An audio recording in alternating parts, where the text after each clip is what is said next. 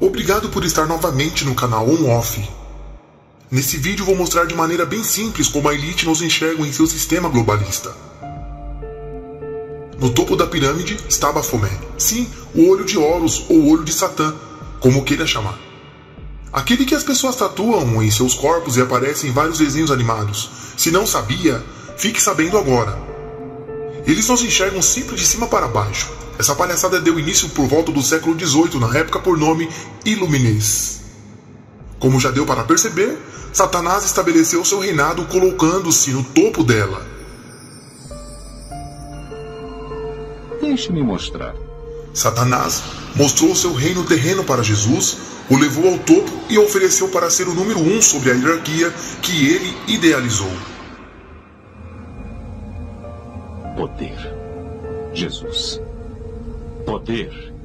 Não o segundo em comando, o número 1. Novamente, o diabo levou a um monte muito alto e mostrou-lhe todos os reinos do mundo e a glória deles. E disse-lhe: tudo isso te darei, se, prostrado, me adorares. Então ordenou-lhe Jesus: vai-te, Satanás, porque está escrito: ao Senhor teu Deus adorarás e só a ele servirás. Sabemos que pela hierarquia as camadas superiores mandam nas camadas inferiores e assim sucessivamente. Não vamos entrar nos detalhes de cada camada, mas vamos ver como a elite projetou essa pandemia que está assolando a Terra. Dando uma pausa, vamos ver como a camada 3, 4 e 5 trabalham antes de continuarmos. Because every single media, publication, news outlet, ABC, CNN, CBS, Fox, NBC, everybody is talking about coronavirus. What's your point with this? What do I do with this? So a lot of this stuff that's really happening. You know, shouldn't I be afraid? Are you trying to downplay it? Are you trying to say it's not a big deal? No, that's not what I'm saying. Let me explain to you what I'm saying. See, no matter what year you're living, no matter what decade you're living, there's always something that's going to happen. Remember, media needs crisis. Media needs conflict. Media needs challenges. Media needs conspiracy. That's how they get eyeballs. They need more of it. So today, media is just, they can't wait to come to work to drop the C word, which is what? Coronavirus. Because people want to know more about it. But for you, my encouragement to you is a complete different thing. Look, there's two things in life. There is danger, there is fear. When I lived in Iran and we were being bombed on, you can't say, well, you don't need to be afraid, you know, it's not a big deal. No, there is danger. We're being bombed on. The house next door came down. It was a 4-story house. Because the bomb was supposed to drop in our building, it dropped on the building next door to us. So you can't just say, it's okay. When I was in Iran, we're getting bombed on. And one moment it was bad. It was just like, it seems like 15 of them hit in a span of 5 minutes. And you were just hearing all these. And we're under the stairs. We're hiding here. It's a 4-story building. We're under the stairs because this is metal. Every time the buildings would come down, you would look. The place that would always stay is under the stairs all the way at the bottom. So we're hiding there, me, my mom, my dad, my sister. And here's what I did. As a 6-year-old, I remember till today. I look up at my dad, and I'm looking at him, and I'm like, how come he's not worried? Not crying? Not my mom's crying, my sister, we're man, if the man of the household is not worried, maybe I should be. And we thought we're gonna die. And we can control anything. We went to Karaj, bomb. Rash, bomb. Bandar Pahlavi, every city we went to, they were bombing. So it's not like it's a surprise attack, right? It's like 9/11. But I looked at him, and he gave me strength. Fast forward 35 years later, I remember that. As a 41-year-old with 3 kids and a wife and a family and 2 companies I'm running, I'm thinking about that moment. So for you, what does this mean to you? When it comes to danger, you have to be cautious. What does this mean? Is coronavirus dangerous? Of course it is. You have to be careful. You have to do the things to prepare yourself. You have to wash your hands more often. You have to have a sanitizer in your pocket. Fear is what takes a molehill and turns it into a mountain. The reality of it is, even though it's cost 2,500 people's lives, 3,000 people's lives, loved ones. These are people that are loved by their families. Even though there's been all these deaths, fear part is flu cost 500,000 people's lives last year. 500,000. In U.S. alone, 14,000 to 36,000 people died in the U.S. last year due to flu. How come the #1 word is not flu? Because this is more marketable, not flu. Fear is what takes something like this and turns it this big. fear is when you and I let control of our imagination and, oh my gosh, what if this happens? What if that happens? So if you're constantly watching about getting sick, if I constantly told you, people are getting sick, people are getting sick, people are getting sick, people are getting sick, people are getting sick, you start thinking maybe you're sick. Smallest thing that happens to you, I think I'm sick. I think I'm getting something. Oh, babe, I think I'm getting something. Why do you think kids who are raised in an environment where parents don't tell them how amazing they are, where parents don't challenge them or encourage them, why do you think sometimes these kids are raised and they don't think highly of themselves? Because somebody, you're a loser, you're nothing, you're this, you're that. They believe it. Meaning, if you constantly listen to the news over and over and over again, you're going to start thinking you're sick. You're going to start thinking how bad it is. You're going to start playing defense. Not because of real danger. Of course you got to be cautious. But because of fear. Because once fear gets a hold of us, things get out of control. And once it gets out of control, then you're just being used by the media because the more eyeballs are watching. So what's the suggestion to you? Here's my suggestion to you as an individual. You as an individual. Because every community has a leader behind closed doors that says, listen, it's okay. There is real danger. But the fear part, let's not let it get out of control. Because if you let this thing get out of control, how are you going to have fun? How are you going to be happy? How are you going to enjoy to be around with your family? How are you going to be fun to be around at work when you have to solve issues? You still have to pay your bills. You still have to go to work. You still have to be a parent. You still have to be a sibling. You still have to be a friend. You still have to take care of yourself. You still have to go make your job and fulfill your commitment. You still have to do that. But if you're coming from a place of anxiety and fear, you're not going to do that, Shabbat. So my challenge to you is the following. Yes, educate yourself and be cautious about what the news, what the government tells us, whether it's something that's happening that we need to know about. Yes, do be cautious on what is going on. Do take the necessary precautions to wash your hands and sanitize and all that stuff. But the moment somebody tries to mess with your fear and your imagination to take it out of control, don't let that happen. A nova gripe. 2 brasileiros que não estiveram no exterior foram infectados pelo vírus influenza A. Todo mundo está procurando máscaras e não encontra. Algumas pessoas não sabem se estão infectadas, mas por via das dúvidas, não abrem mão da máscara. Se apresentarem os sintomas, também evitar de ir ao trabalho. 84% passaram a lavar as mãos com mais frequência. 72% disseram que evitam lugares fechados. Metade passou a utilizar álcool em gel e 45% foram além, deixaram de ter contato físico. Professores da rede particular de ensino estão dando videoaulas pela internet. A decisão de fechar as creches até o dia 17 de agosto foi tomada pela Prefeitura para evitar a contaminação das crianças pelo vírus da nova gripe. As escolas de ensino fundamental e médio da rede pública adiaram a volta às aulas. Diversos países estão suspendendo e até mesmo cancelando voos diretos para o México. Nos Estados Unidos, prejuízo de 15%. Na Europa, a queda foi de 10%. Na Espanha, de 7%. Lavar as mãos com água e sabão o maior número de vezes possível. Quando você for tossir ou espirrar, colocar a mão à frente ou de preferência com um lenço descartável para você depois desprezar. Fazem parte deste grupo idosos a partir de 65 anos que têm um organismo mais frágil. Doentes crônicos, portadores de diabetes, hipertensão, asma, entre outras doenças. Alarmante. A Organização Mundial da Saúde diz que o vírus da gripe suína não pode mais ser contido. Já se espalhou por todos os continentes. O presidente Lula voltou a dizer em seu programa de rádio que a gripe não é tão perigosa assim. Eu acho que essa gripe não é do tamanho que parecia que ia ser, porque se vendeu uma gripe que já tinha tomado conta do mundo inteiro, ou seja, eu penso que ela existe, ela é grave, mas aqui no Brasil nós estamos cuidando para evitar que se alastre em outras pessoas. No Brasil, mais de 60 pessoas foram mortas pelo vírus H1N1. A Organização Mundial de Saúde elevou hoje o alerta para o nível 4 numa escala de 1 a 6.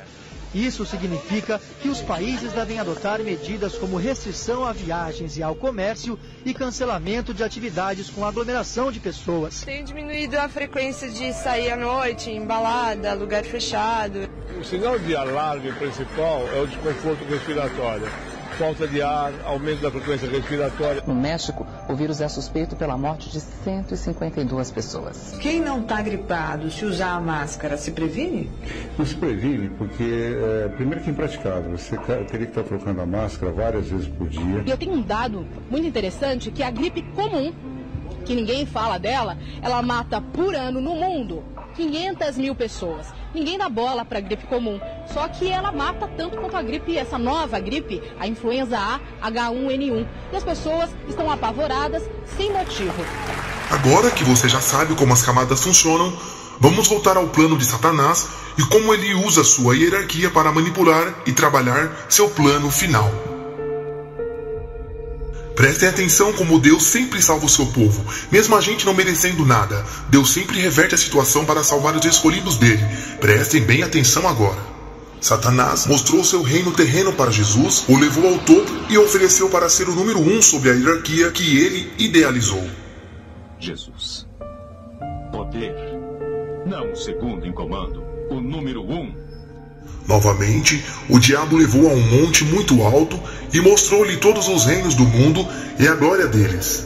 E disse-lhe, tudo isso te darei, se, prostrado, me adorares. Então ordenou-lhe Jesus, vai-te, Satanás, porque está escrito, ao Senhor teu Deus adorarás e só a ele servirás. Sabemos que pela hierarquia as camadas superiores mandam nas camadas inferiores e assim sucessivamente.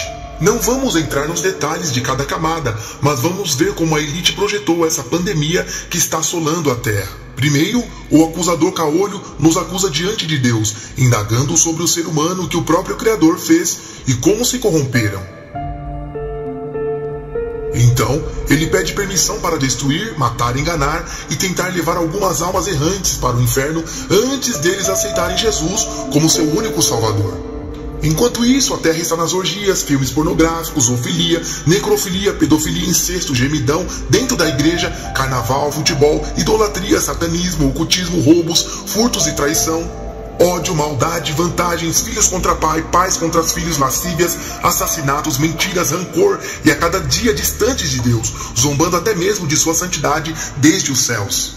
Para encurtar, Satanás implanta na cabeça dos homens o contato face a face com seus adeptos da primeira camada, um plano para prender de vez a humanidade ao seu domínio total.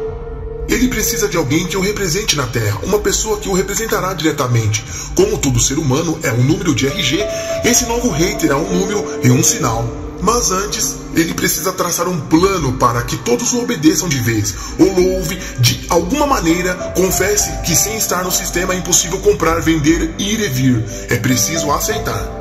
Aceitar um novo sistema, uma nova ordem, quem sabe, uma nova ordem mundial em que as pessoas estejam inseridas de vez no sistema e esqueçam de Deus no multiplicar da ciência.